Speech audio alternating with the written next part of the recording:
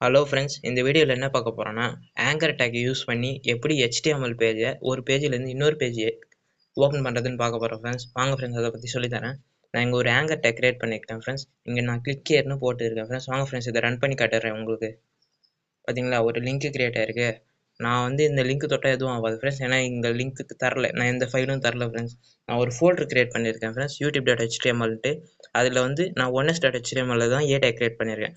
இதிலே g.html பாருங்க friends, ஒரு கண்டென்ட் பி டேகும் மார்க் டேகும் போட்டு ஒரு கண்டென்ட் எழுதியிருக்கேன். நான் இது எப்படி லிங்க் பண்ணுறதுன்னு சொல்லி தரேன் வாங்க. நான் இங்கே காப்பி பார்த்து கொடுத்துக்கிறேன் ஃப்ரெண்ட்ஸ். இந்த HTML பேஜை நான் இந்த onest.html பேஸ்ட் பண்ணிட்டேன் ஃப்ரெண்ட்ஸ். வாங்க ஃப்ரெண்ட்ஸ், இதை ரன் பண்ணி காட்டுறேன் உங்களுக்கு.